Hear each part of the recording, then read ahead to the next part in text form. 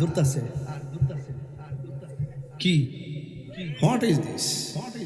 অথচ হাজেরা ইসমাইল সাল্লাম যখন পানি পায় না, ছোট্ট বাচ্চা, তিনি দেখতেছেন বাচ্চাটার মাটির মধ্যে শুয়াইয়া দৌড় দিছে।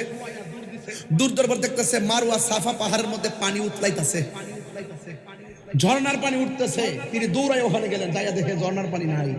আসলে রৌদ্রের কারণে, তাপের কারণে বালিগুলা চিকচিক করতেছে, যাই আর পানি পায় নাই। ওই দিনের দুধটা কত সুন্দর ছিল, ওই দুধটা কত প্রেমময় ছিল, ওই দুধটা কত আকাঙ্ক্ষার ছিল।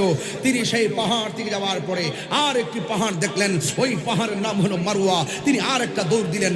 আউলাকে এসে পাগল বেশে শাড়ির আঁচল মাটির মধ্যে খেসরাইয়া খেসরাইয়া, একদিকে সন্তানের তৃষ্ণা নিবারণ করার প্রত্যাশা, আরেক দিকে পানি পাওয়ার আকাঙ্ক্ষা। তিনি গেলেন মারওয়া পাহাড়ে, সেখানে গিয়ে দেখলেন পানি উতলাইতেছে, গিয়ে দেখলেন পানি নাই। হঠাৎ করে গিয়ে দেখলেন পানি নাই, পানি নাই। শুধুমাত্র দেখলেন ওই পানি ছাড়া শুধুমাত্র রোদ্রের তাপের কারণে ওই সমস্ত বালিগুলা চিকচিক করতেছে। সেখান থেকে আরেকটা দূর মারলেন মারওয়া পাহাড়ে, মারওয়া থেকে সাফা, সাফা থেকে মারওয়া, মারওয়া থেকে সাফা, সাফা থেকে মারওয়া। একবার নয়, দুইবার নয়, তিনবার নয়, চারবার নয়, পাঁচবার নয়, 7 বার তিনি দৌড় দিয়ে শেষ পর্যন্ত ক্লান্তি, শেষ পর্যন্ত শান্তি অবসাদ নিয়ে আল্লাহর কাছে দুটো হাত বাড়িয়ে দিলেন। আল্লাহর কাছে হাত বাড়িয়ে দেওয়ার পর আল্লাহ বললেন, হে জিবরাইল, আমার হাজারের কাছে যা, যাইয়া বল এই 7টা দৌড় আমার কাছে পছন্দ হয়ে গেছে।